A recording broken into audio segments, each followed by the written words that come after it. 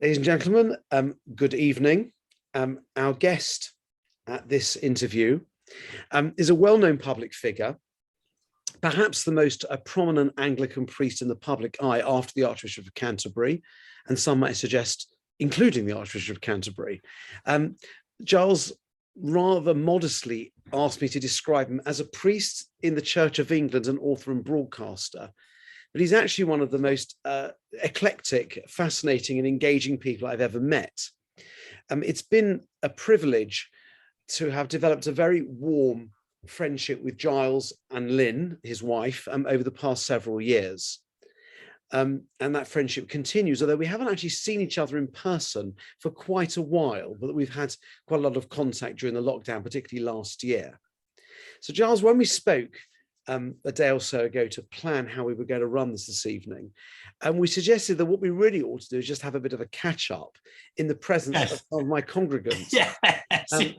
And so on. So I'm really quite into this idea. There are so many interesting religious issues to tackle.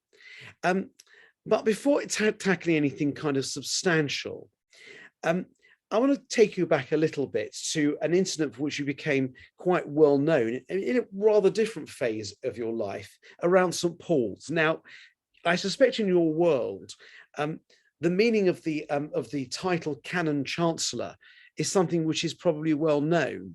The only canon I know is you, and it's a canon who's been fired, and that's a really terrible rabbinic joke. So I hope people are going to laugh at this joke. As I said, I hope you understand. I only know one canon. He's been fired. You see, it's such a bad joke. I've said it twice. Now, what you were for a while the Canon Chancellor of St. Paul's. Can you explain what that is for my Jewish audience who don't know what this, including me, and for people who have not read the opening sequence of your recent book, of which more later? Over to you, Giles. It's what the commies would have called the political officer. So I was the canon. I was the sort of canon theologian. That's the other way of putting it. So my responsibility was theology, ideology, as it were. So that was so I was at St. Paul's Cathedral. I was the resident theologian, tasked with teaching, learning, and all of that sort of stuff. Great job, best job in the world, fantastic place to be. How long did you hold this position for? 3 years. It wasn't very long. And tell us about the house. I want to hear about the Christopher Wren house, which I imagine people will find very interesting. Yes. Well, Christopher Wren only made 3 or 4 domestic residences, and mostly he made public buildings that people know of, Sheldonian, St. Paul's and great churches and all the rest of it. And but one of the houses he built for me. Which is very nice of him, and it was quite a grand thing. It had 1, 2, 3, 4, 5 stories and a cellar, and all the ceilings are tall and grand. And presumably it's pretty close to St. Paul's Cathedral. What? It was right next to St. Paul's Cathedral. Right. It was so that the canons of St. Paul's Cathedral live in a close called Amen Court. Amen. That's fantastic. Amen Court, believe it or not. And it's all this sort of like this close built around a beautiful collapsing damson tree, and it backs onto the back of the Old Bailey, so it juts right onto the Old Bailey. So my house was 20 feet from the Old Bailey, and the only people who used to come up there were tourists, because there was a story that one of the somewhere hundreds of years ago, that there was some ghastly event happened in the dungeons of the Old Bailey, and that the ghost of some previous incumbent was used to prowl around as a dog, and people on the ghost tour. There's such a thing as a ghost tour in central London. They have the black double-decker bus. Anyway, they used to pour outside my house, and they used to peer out looking for the black dog. And sometimes my kids would sort of try and scare them by closing the door loudly or something like that. So that's where we used to live. It was a lovely place, and it took about 30 seconds to get to St. Paul's Cathedral. Nice and private, beautiful house. We didn't know each other then, Harvey. So no. It sounds to me as though the regret over what happened and the loss of the house is somewhat greater than the loss of the job. No. You just asked me about the house. That was the first question you asked me. You asked me about the house, so I answered about the house. I can be naughty. But no, the job was fabulous. So, and you did this job for 3 years, and I suspect it was a job you imagined you'd remain in for rather longer. I certainly did, and I really would have liked to have stayed in London because it was a fabulous job. I mean, St Paul's is a beautiful place to worship. It's the music out's outstanding. Every day you meet stimulating and interesting people. When you prepare a sermon, it's for 1,000 people, not for 20. So there's lots of very, very good things about being at St Paul's Cathedral, and it was a stimulating place to be. But those of you who have long memories, it was 10 years ago last month that the Occupy protesters arrived at St Paul's Cathedral. Now, if you remember, there was a movement that started in Wall Street in America, quickly moved to this country, which was about, I suppose, the perceived iniquities of global capitalism and the way in which the financial the cities, it was the 1%, the 1%, the 99%, all of that sort of stuff, and it was very soon after. It was 3 years after the crash. And financial markets were things people were talking about. Anyway, they came, they set up outside the cathedral, and there was a difference of view amongst me and my colleagues about whether we should evict them, and that by evict it meant use force, and I to remove them. Invite the police in to move them and arrest them if they wouldn't move. And the problem is, I saw a YouTube clip a week or so before all this happened of the police evicting Occupy Melbourne. And the police in Australia were incredibly heavy-handed. And there they were, sort of kicking protesters and punching protesters. And I thought, do you know what? This on the steps of St Paul's Cathedral, done in the name of the church, this is not a good look. So I was implacably against, and I thought there were other ways of negotiating with those people who'd sat on the steps of St Paul's. And I also have had, and you probably say something about this, but I've had enough of a history of protest myself, having been a bit of an old lefty, to know that there's nothing protesters like better than being pushed back against. If you sort of give them tea and sympathy, and are nice to them, that drives them mental, because there's nothing that you can do with that. But if you go in there quite hard, it creates an economic force. So so I was against evicting them with force, and when my colleagues, a very slight majority of my colleagues, there was a decision at our chapter meeting, which is the body that runs St Paul's Cathedral, and it was something like 6-5 or something, and I resigned. So that was my career at St Paul's finished with, and I had no idea what I was going to do after that. But it was a sort of brief but glorious time, which ended rather abruptly.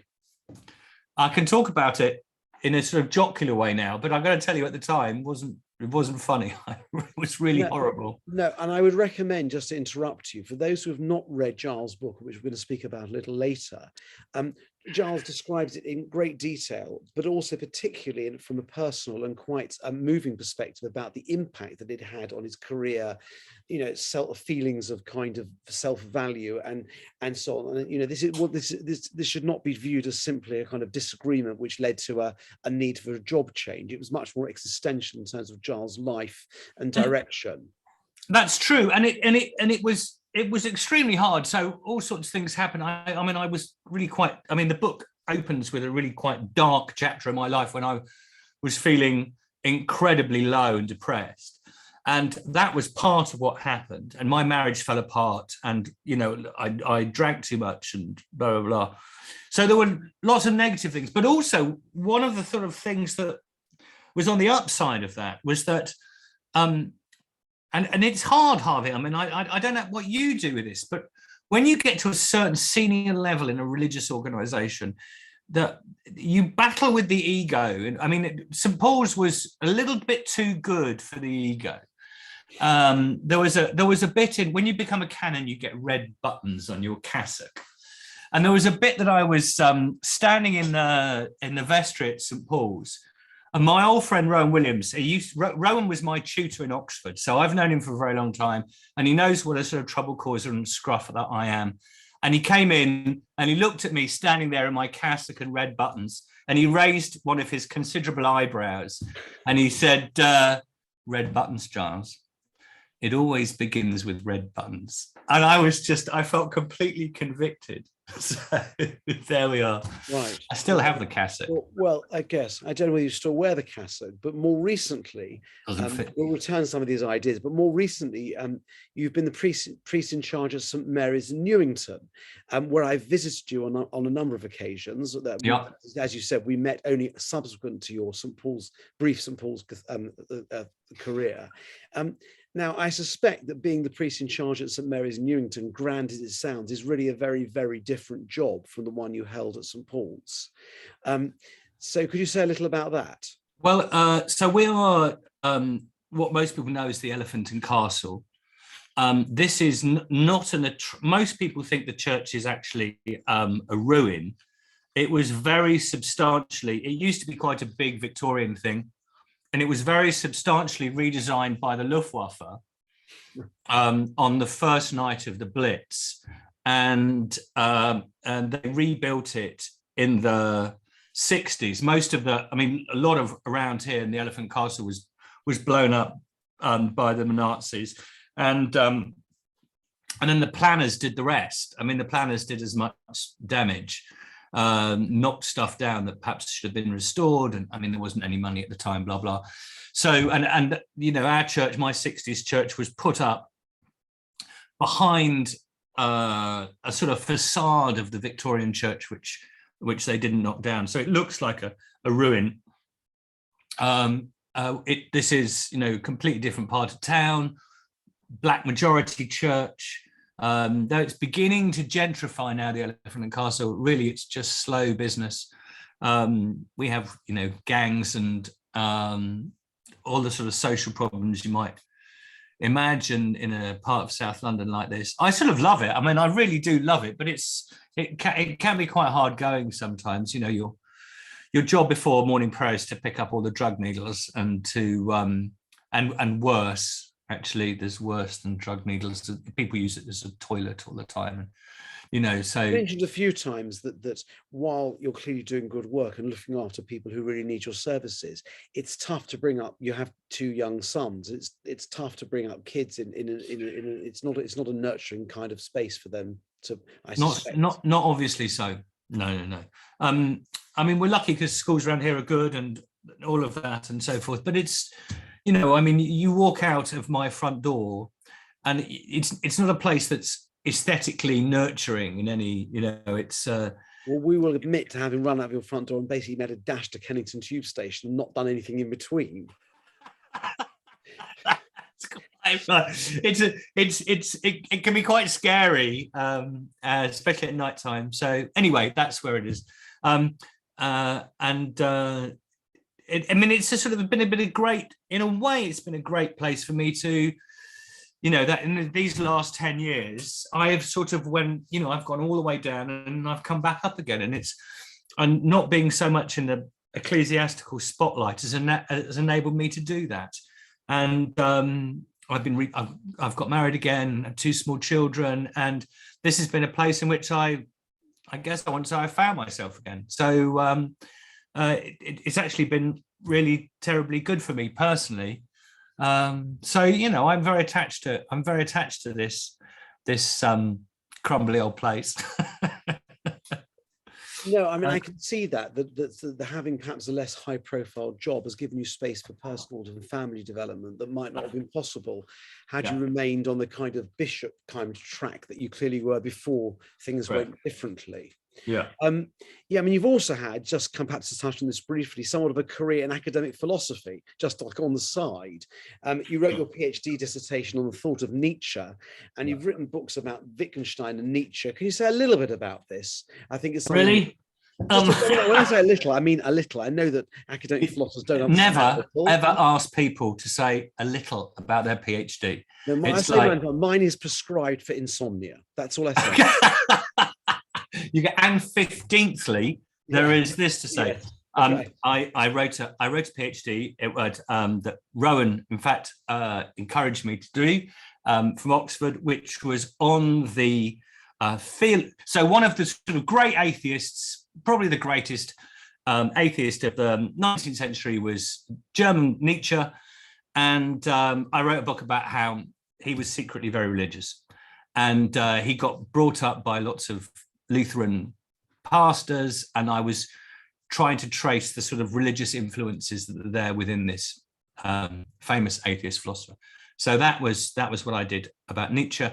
That he was very influenced by Luther, but it's technical stuff. But I was very interested in 19th century philosophy, still am.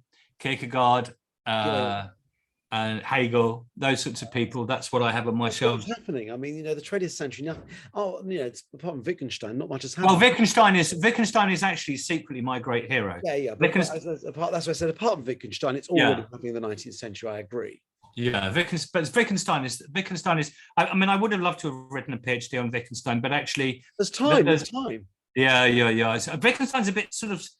Wittgenstein's holy ground for me, actually. It's just Nietzsche wasn't. I could step in there with muddy boots and just have a go.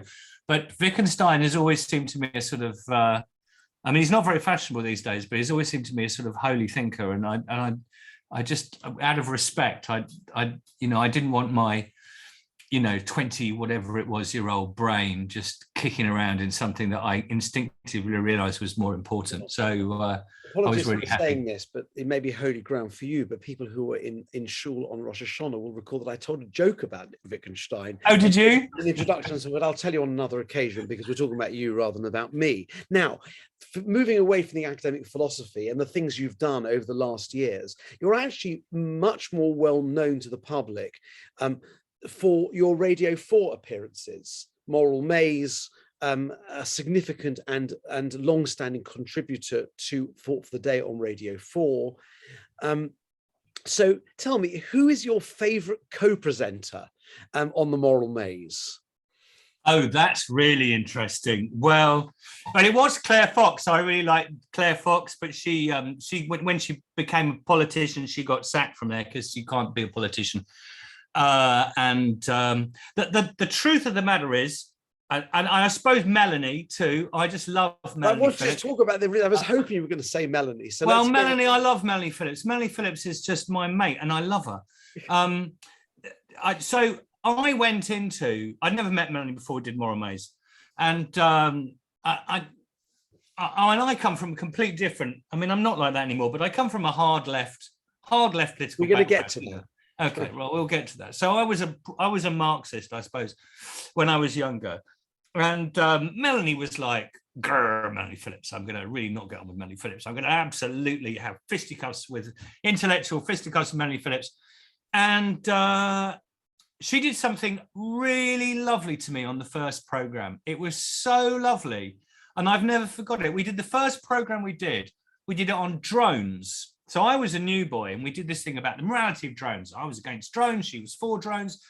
And what you do at the Moral Maze is you always have a little bit of you have a roundup of what you're going to say ahead of time, just so you know, just so you choreograph the discussion.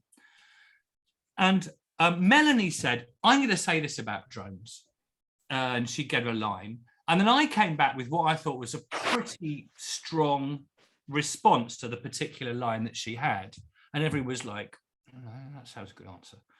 And what she did, instead of what most people do in that situation, is they don't say They don't say the thing on air that they know someone else has got a really good answer to, because of course, why would you? But she's an absolute mensch, is Melanie, because she did exactly that, knowing that I had a counter punch right up my sleeve, and it was the kindest thing to do. I was a new boy. I was like, first time on Moral Maze, and it's a pretty sort of combative sort of program, and she basically gave me a free punch, and that was like, it's a really kind thing. She's a really good friend of mine. She's a really kind person, and I love her to bits. She speaks, as the audience may know, I know Melanie very well as well, and she speaks extremely highly of Giles, and her relationship with Giles is equally important, and I'm sure you know that, Giles, but it's good to say that the admiration is mutual. And this admiration was going on at a time where it will be difficult to imagine two people with more opposing political views. It's not the case now, but it would have been there. I remember it definitely was to start with. I mean, I was, I said things that, I remember we were talking about just war. We had a conversation about just war. And I asked the question whether if there was just war, there'd be just terrorism. Okay. Like, well, it was a stupid thing to ask, but anyway, forgive me my past. And Melanie, I mean, the steam was just bolting out of her ears with anger and, so yeah, but the one thing about Melanie, Melanie was one thing about Melanie, and the Jewish community who know her will know this. But and I pardon her blushes as she's watching. She's an incredibly kind person. She's a very kind person, and like me, that you have to sort of do stuff in the. I hope that doesn't. I hope she doesn't. She doesn't. She could not like me telling you that she's kinder than me. She's not as fierce as she looks. I've got some stories about Melanie. I always remember being massively charmed by Russell Brand. There's another. She went on Question Time with Russell Brand, and Russell Brand's another terrible old lefty like me, and I have the feeling that Russell Brand was sort of like, just a little bit flirty when, Melanie was like, what a nice young man. No, she's a very good actor. Giles, let me move briefly yes. To Thought for the Day. Yes. What is the most memorable topic you tackled on Thought for the Day, and what was the most disastrous? Oh, my word. I haven't. So I have an ability, what journalists call file and forget. Okay. I can't tell you what I did last week almost. So I write it and then it goes. I can tell you that, no, I can tell you, well, one of the most memorable Thought for the Days that I ever wrote, I never actually broadcast. And that was Boris's obituary. I was about to ask you this. I'm really pleased you mentioned this. Perhaps you could explain that there are. Explain this. So what happens is if something's going to happen. So I did, for instance, if something big is going to happen in about 3 o'clock in the morning, you might have to rewrite your thought for the day in order to accommodate an event that you just can't not. If Boris died in the night and you were doing some thought for the day on some other subject, it would just be weird. So you have to be ready to do something like that. I have the same thing with, I do Portal Radio too, and we have the same thing that you do know there's a possibility that if something really major happens, you're going to have to rewrite. Yeah. So you all remember whenever it was that Boris was very ill in hospital, and it was the night that everybody thought, well, if he's going to die, it could be this night. So I wrote Boris's a sort of obituary, which was a version of, I thought I'd do something on Pericles' funeral oration, which is one of his favorite speeches. So I did that. So that was, I think, one of the things that I did that I will remember most of all. I also did Ian Paisley's, because Ian Paisley died in the night. Now, Ian Paisley, I don't know if people know who Ian Paisley is. Ian Paisley is Everyone of our age or older knows who Ian Paisley is. I suspect people less than about 45 may not know who he was. So Ian Paisley was a Protestant firebrand in Northern Ireland and incredibly conservative evangelical. He thought I was close to being the devil himself. I mean, he said so on a couple of occasions. I mean, he thought I was just the most dreadful thing in the world. Funny enough, I sort of I have a slightly different. I thought he was rather funny actually and rather amusing. But anyway, he hated me, and I did his obituary. I had to do his obituary. He died in the night, and he was extraordinary man. So those are the ones that I remember most from doing Thought for the Day. Thought for the Day is a very difficult slot because the BBC are very afraid of it. They don't want people to be. They don't want people to say anything a little bit too contentious. And so they're constantly trying to sort of get you to do on the one hand and on the other. And I think in the end, that it makes it very bland. And I wish... my experience on radio too is that if I say assert something, they make you insert in the text, I believe or suggest. Yeah, all of that. Right, rather than actually state it, because if you state something definite, that might offend. Drives me mad. Drives me mad. It's subject to there are similar forces, I think, driving this. Yeah, and you come across this sort of central casting, wishy-washy, liberal sort of religionist. And I'm speak for yourself, Dr. Fraser. Go on. Right. Yeah. So I don't like it. I mean, that side of it. I do struggle with, really, and I've had my run-ins with the BBC Religion and Ethics Department when they've tried to, you can't say that, or you can't say that. So it slightly drives me mad. But it's a great opportunity to talk to people, and I'm a firm defender of the existence of Thought for the Day. Some people think that you shouldn't have a slot exclusively dedicated to religion on a news, but and they think they should have humanists on or atheists on Thought for the Day. Well, for me, that's just crazy. It's a bit like having table tennis on Match of the Day. I mean, it's just like it's about football Match of the Day. That's the point. And so I'm a keen defender of it. How long it'll last, I don't know. That gives me an idea, but it does remain part of the BBC Charter to retain some kind of religious content. But this comment about humanists actually gives me a segue. We originally met, I don't know if you remember how we met, at a series of very, very long meetings as part of a group that was convened by the EHRC, the Equality and Human Rights Commission, to talk about how religion was portrayed in various aspects of public life, in public services, hospital, media, social media, and so on.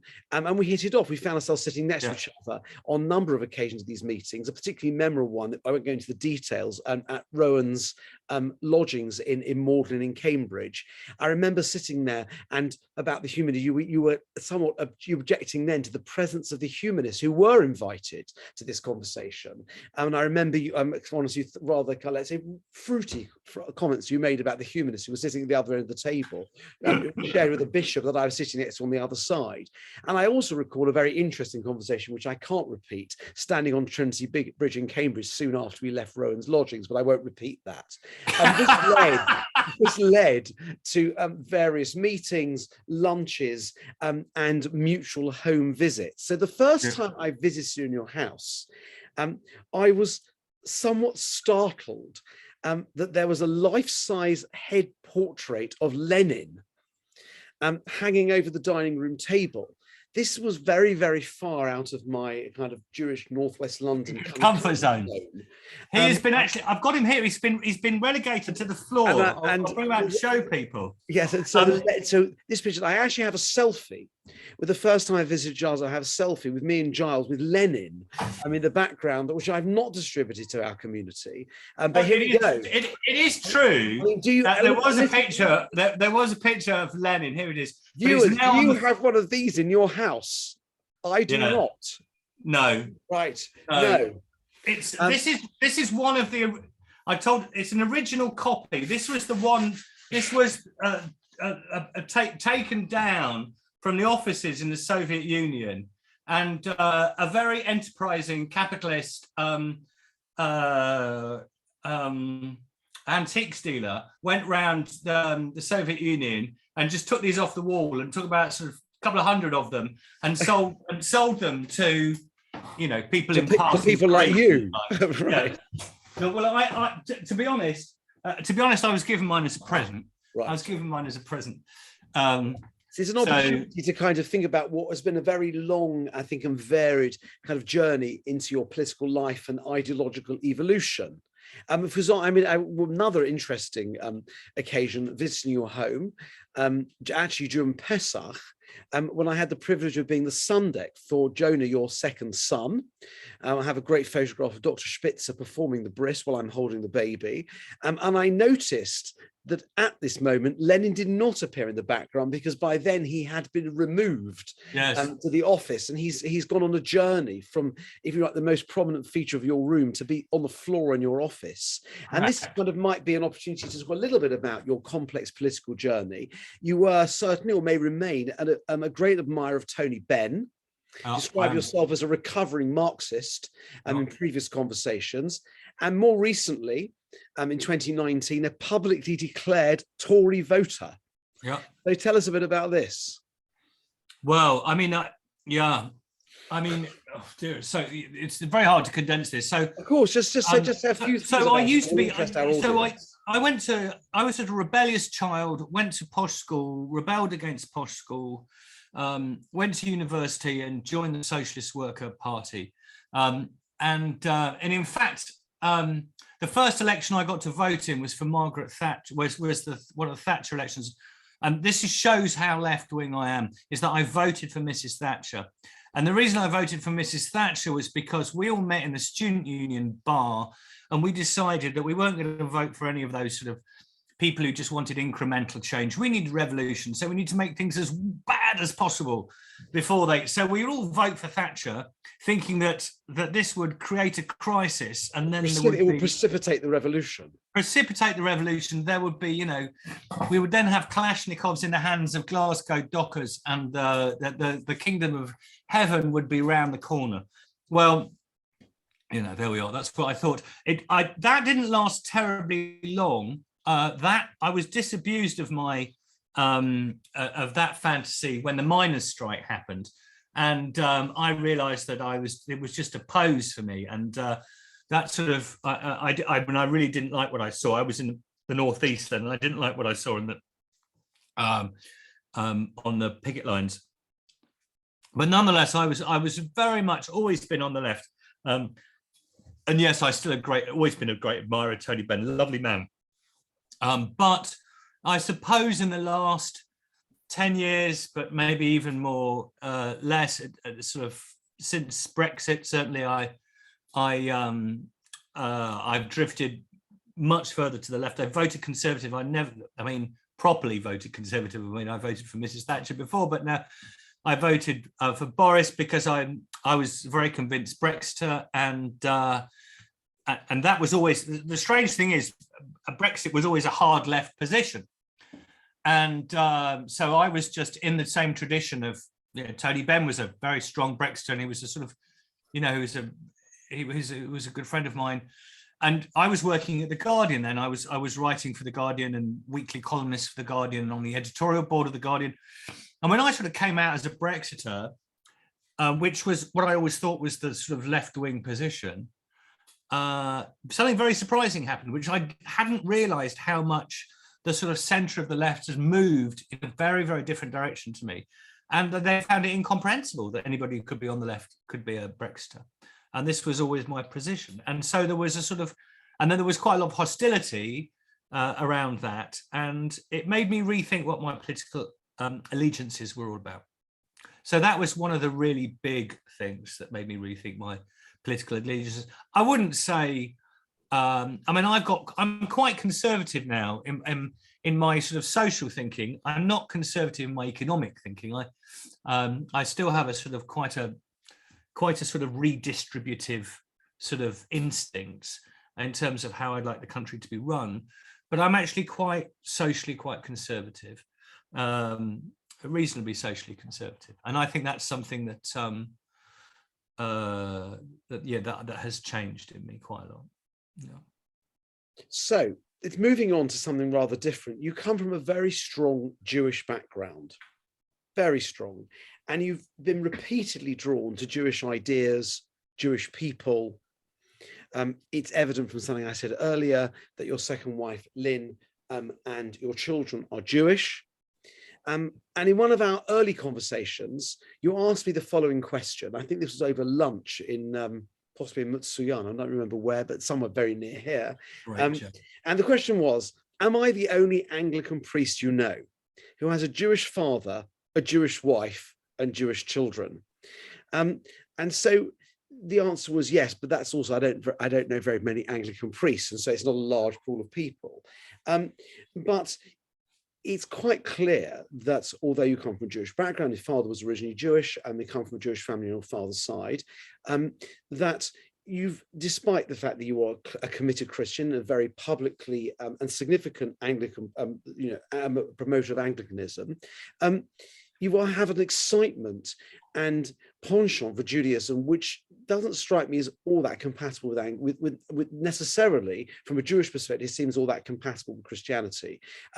Some of these ideas clash. I mean, I can tell you for free that if a rabbi, certainly a rabbi of my ilk, were to marry an Anglican, even a non-practicing one, this would be the end of his career. And clearly things work rather differently in the Church of England. Could you comment on this and perhaps give a bit of background for the audience? Well, there's lots to say there, isn't there? I mean, there's lots to say there. So my absolutely. So my wife is Israeli, born and bred in Ramat Gan, and moved over here for university. My two boys are Jewish. My father married out. My great-grandfather's brother was used to run the synagogue in Princess Road in Liverpool.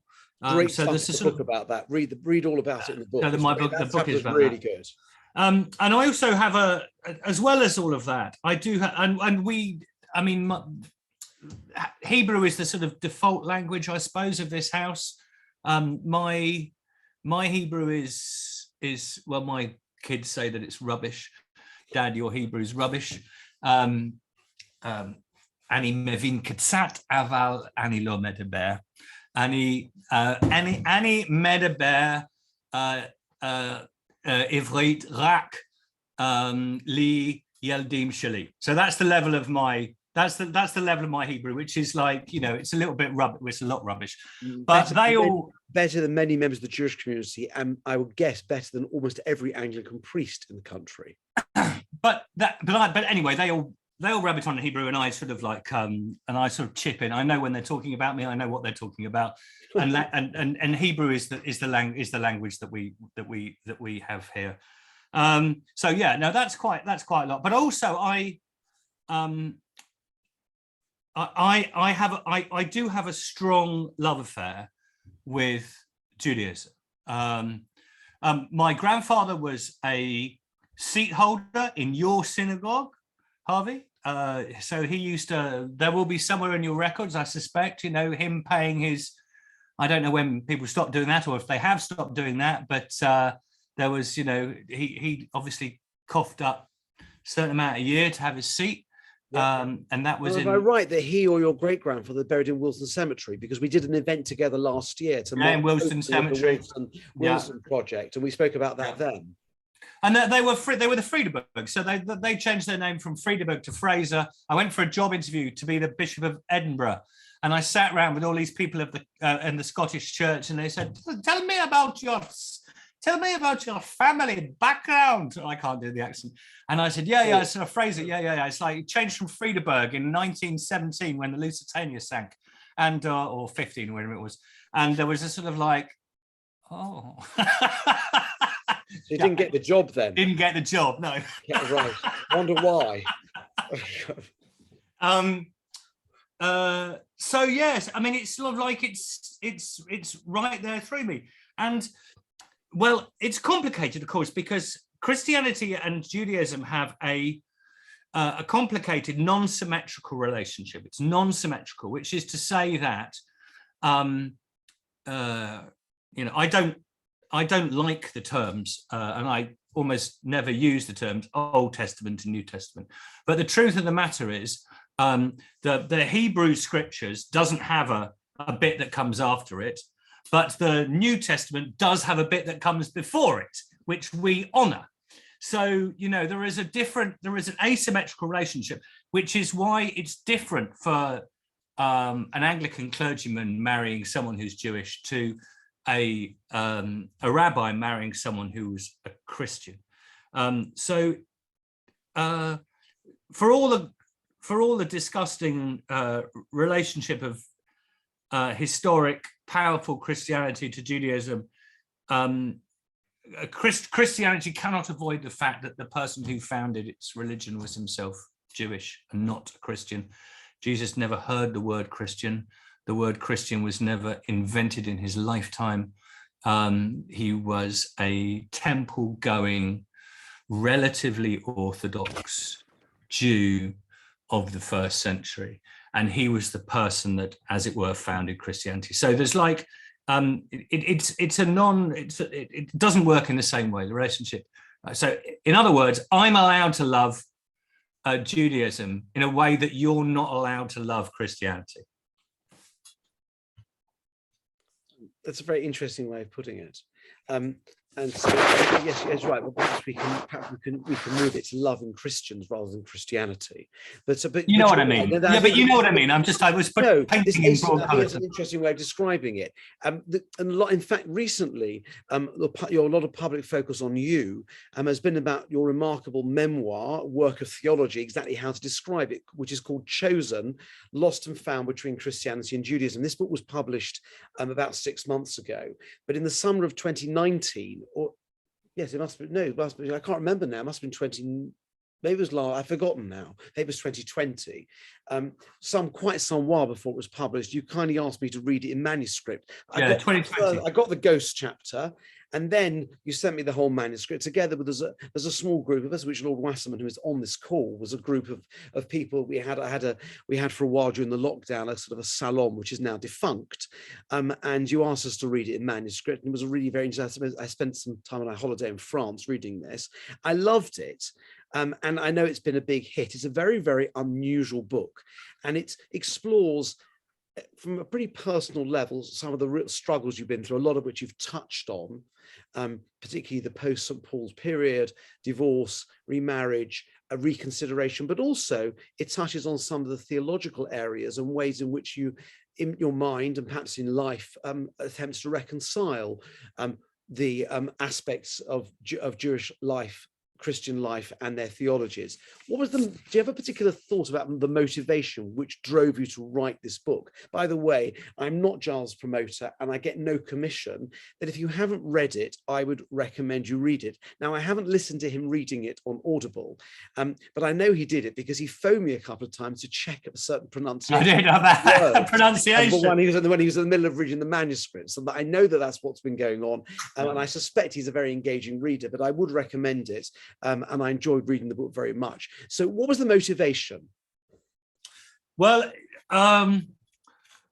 so what happened? I'll tell you the story that began it. That's the sort of the heart of it. So I've just said 20 minutes or so ago how I was in this sort of like pretty low place after St. Paul's, and oh my God, so far I seem to be just this seems to be a litany of failed job interviews. What I'm about to tell you, but anyway, so the Bishop of London said to me, there's a job going in Liverpool. Go and be the Dean of Liverpool Cathedral. Hello? There's someone there? They've gone. Go and be the Dean of Liverpool Cathedral. Go up to the interview to be the Dean. And I went up to this job interview. I didn't want to be there. I didn't really want to go to Liverpool. I'm a proper townie Londoner. And anyway, I got there early, sat outside the Liverpool Lime Street, and I thought to myself miserably, I have no connection with this town whatsoever. What on earth would I want to come up here for? And then I realized that my, great-grandfather's brother was what I thought of as the rabbi of Princess Road Synagogue he was there 40 years. And I thought, well, I'll just go and check it out because it's in Toxteth. It's not far from the cathedral. So I got in a taxi. I asked them to go up to Princess Road in the taxi. I got out.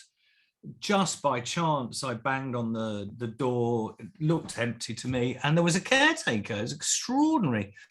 And I said, I know this sounds a bit mad, but I have some distant relative who had some connection with this place.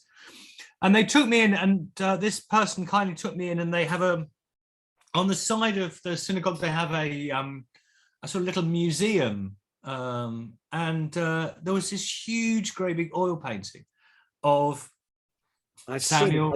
I visited the shul to speak there just before the lockdown in February of last year, when we began talking about it. I've seen the picture. I know exactly what you mean. Yeah. Reverend Samuel Friedeberg. That's right. And Reverend Samuel Friedeberg, he has this sort of big collar, like an Anglican clergyman in that sort of like classic Minhag Anglia way. I mean, he looks like he's just about to go to the Athenaeum for lunch with, it's extraordinary. And and I looked at that painting, and that painting looked back at me, and I thanked the caretaker for letting me in. I walked outside, and I lost it, absolutely lost it. And I hadn't really lost it in the whole St. Paul's thing. This was the February after the October when I had resigned. And I'd sort of kept it together, looking for a job and all of that. And then I lost it. I sat and I couldn't work out why this oil painting had such a strong effect on me. And why this distant relative. And in a way, the book, I was supposed to be writing a book about economic justice. And in the end, it just got taken over by this, what I call my ghost. He became my ghost. And I was like haunted by this figure. And, I started to tell a story about my family on my father's side, which, came over here from Germany very soon after Cromwell allowed Jews to come back over, and they were in Portsmouth, and they were poor, and they got just, climbed up out of poverty, changed their name, constantly changing names, and, in the end became a sort of part of the establishment, and got posher and sounded more and more Christian. And in the end, my father married out, and I became a priest, and I'm at St. Paul's Cathedral. I mean, that's about, the Jewish thing. I was the first non-Jew in my family line. I became this sort of like, as establishment as it gets, which is exactly what many of them wanted. But it didn't work out, and I was just sort of. And I felt marooned between the past and the present. There's a bit in Disraeli once says to Queen Victoria, and this is what I felt like. Disraeli once said to Queen Victoria that he felt like the blank page between the Old Testament and the New Testament. That's what Disraeli. Queen Victoria had no idea what he meant, but I feel that I sort of do understand a bit of that. I feel somehow. I'm a Christian priest, but it would still be. It would not be inaccurate to describe me as somehow feeling marooned between Christianity and Judaism. So that's why in the title it is Lost and Found Between Christianity and Judaism. So that that's what it is. The book was originally. I just say one more thing about the book, about the trajectory of the book. The book was originally called Not Chosen. For most of its time, it was called Not Chosen. It was obviously about me not being Jewish, surrounded by many people I love and my own past being Jewish. And that's a complex thing when, the people you love and your past is not Jewish, but is Jewish and you're not Jewish. So it was called Not Chosen.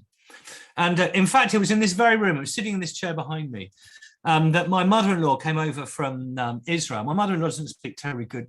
Well, she does now, but she didn't speak terribly good English, and she's also, I've met your mother-in-law. She's also quite fearsome. In their way, Israelis are quite fearsome, and she was married to, she's part of the Israeli Kennedys. She was married to Moshe Dayan's son, and it's this is a sort of, she's married to Assi Dayan, if you know much about, who was a sort of great Israeli film director who died just a few years ago. she sat there and she said, I said, this book's about, and blah, blah, blah, blah, and it's exploring my family history, and it's called Not Chosen. And she stopped and she said, no, wrong title. I said, what do you mean? She goes, my daughter's chosen you, we've chosen you, we love you. You can't call it Not Chosen. It's just like chosen, we've chosen you. And it was, I have to tell you, it was just such a lovely moment. And she gave me permission to sort of describe myself in that sense as chosen. For me, that was a sort of very generous, lovely thing for her to have done. So I had the audacity to call it Chosen.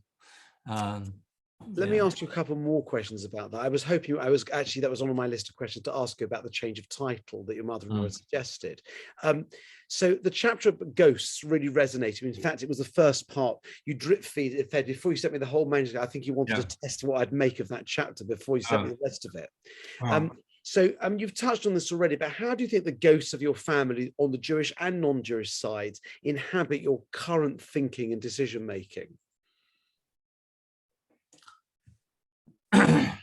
I don't know. I mean, I have a very strong sense of where I've come from, and I also have a strong sense of my responsibility. I'm the father of 2 Jewish boys, and I have a very strong sense of my responsibility, my complicated responsibility to them.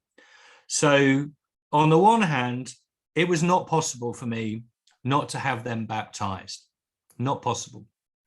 Nonetheless, and you write about that in the book, and there's that picture of you in the Jordan, which exactly right. That was you know, that was something for me. That's a sort of like that was an obligation. It is a sort of like it's a Christian mitzvah. It's like I've got to do that, you know.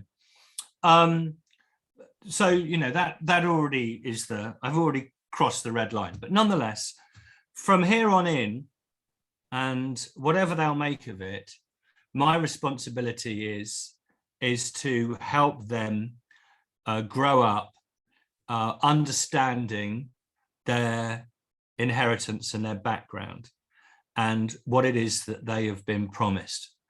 And so it's probably even more important for me that they go to synagogue than they go to. We live in a part of town that's very, very difficult. And in fact, at some point, if we move from here, I think one of the key motivating factors will be to go closer to a Jewish community where they can grow up. And they already have, they have their play dates with the very sparse number of Jews that are in this part of Hebrew-speaking Jews in this part of South London, but they do, and I'm delighted they think my Hebrew is rubbish because they are fluent, and so that inheritance is something that's very important, and Israel is important to them and my wife, and having their Israeli passports, and there's a whole load of things like that which is terribly important. So I think that's what I think that's one of the ways in which I sort of try and honor their I as a priest, try and help them to honor their past. So is there a sequel? Is there a sequel in the offing? Yeah, well, there is. I don't know what it's going to be next because I've got about 3 books in my head that I'm. So there's one book which is because I know you've been writing another book about something completely different. So there is a sequel. A glass of wine. You're wasting a glass. You're waiting. No, that's gone. So there is a book. There is a book which is a sequel, which I have in my head, and it's called "What's New About the New Testament?" And the answer being not very much. So it's basically looking at the New Testament and going, actually, all the sorts of things that people rather stupidly say this is original here is actually to be found in the Hebrew scriptures, and it's a book about that. So what's so new about the New Testament? And that would be clearly that was just a work of theology, and that would be quite clearly a sequel to Chosen. There's other books that I'm interested in writing as well at the moment, and but I don't know which one of those is going to come out. And I take quite a long time to write, Harvey. I mean, I write newspaper articles like in 15 minutes, but books they're a more sort of sacred thing, really, and they take a lot of time to I would percolate. also recommend for the audience, I don't know which of the audience are familiar with Unheard, which is an internet media platform. But Giles has written a couple of very interesting recent articles, including one about, reflecting on the recent travails of the Conservative Party, and one a couple of weeks ago about the significance of the Queen in public life in the UK. Many others, but these are ones that I've read recently, which I would recommend if you get as a way of kind of accessing the kind of variety and power of Giles's thoughts. So I'm bringing this to an end now. I mean, there are many thoughts also our friendship. I'm very much looking forward to kind of renewing our conversations in person. We've had some very much laughs together, and actually, it's one of the things I will reflect on very briefly, which was a product of our friendship, and this was a memory that we will both have, I think, for the rest of our lives, was that it's not that long ago that you and Lynn and the boys joined us for a Friday night dinner with Jonathan and Elaine Sachs.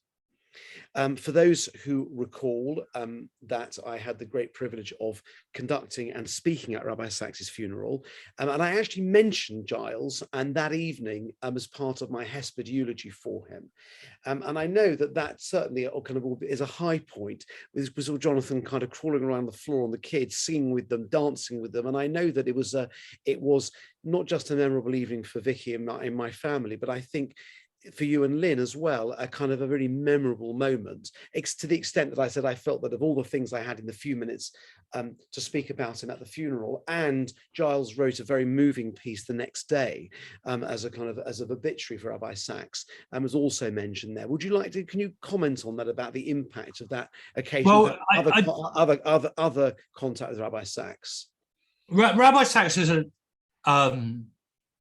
was a really wonderful man, and not only did I like him, I mean, he wasn't a man who was terribly easy to get to know, and he was in a way, he was quite a private sort of person. But there is a sort of the sort of stuff that he wrote about is the sort of stuff I'm interested in as well, and so there is a sort of intimacy that you can get through doing that sort of philosophy.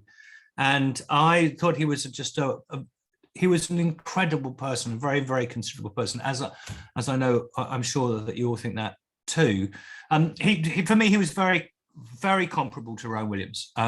Rowan Williams is my mentor. He's the person that has shaped and determined my thinking more than anybody else. And there was a really comparable sort of intelligence and wit about Lord Sachs and Lord Williams. But he also had this, he did have a real twinkle in his eye when it came to children, didn't he, Rabbi Sachs? I mean, he really did, and he responded very well to my little lads. And obviously, when what were they? They were probably 4 and 18 months or something like that. About 2 years ago. Yeah, maybe. And they were just, obviously they don't know who he is and they don't care who he is, and that was all fantastic. And he was just, there was a sort of spontaneousness that I hadn't seen in him before, because he was shy and quite reserved, and slightly on the defensive. This was a time when all that was thrown away. It was really lovely.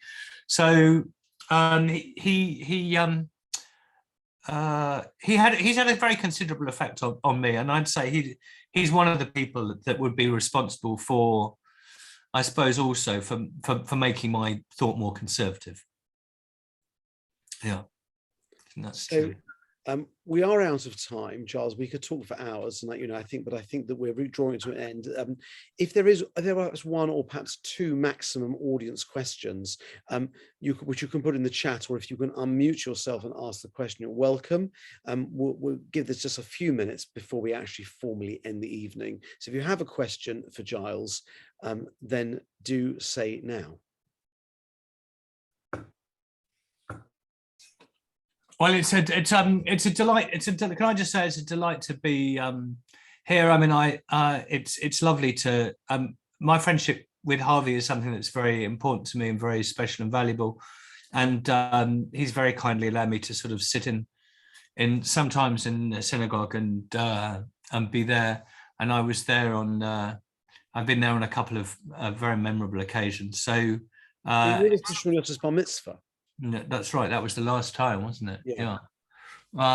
So anyway, thank you. It's very nice to have, and I have other friends in your community. Gordon is like, funny enough, I felt myself to be a friend of Gordon's. I only met him on Zoom. It's like, this is extraordinary. Giles, we're trying to rectify this. Yes, well, we'll sort this out. Did Jeremy Corbyn leadership of the Labour Party have any impact on how you voted in 2019? Yes. But I have to say, to start with, I was a fan of Jeremy Corbyn to start with, and then soon realised what a mug I'd been. I think Corbyn was one of the sort of like, was another one of those events that I realised how foolish I had been in my political judgments. So yeah, I mean, I certainly couldn't vote for Jeremy Corbyn. Certainly couldn't vote for, not in 2019. And the anti-Semitism stuff and everything else. So yes, Michael, you're quite right. I think that I think, unless Giles would like to say a final word, I'm very happy to bring the evening to an end. No, very nice to be with you. Thanks, Hart. Thank you very much. It's really appreciated. Looking forward to seeing you, and thank you on behalf of the community for your time and your willingness to share quite personal insights. It's been really fascinating. Thank you so much. Everyone who's listening, I'll send details of the next interview in the series, and hopefully, assuming the recording has worked, this interview will be uploaded to the Shaw YouTube channel, so you can pass it on to those who weren't able to attend this evening. Yeah. Thank you very much, and good night.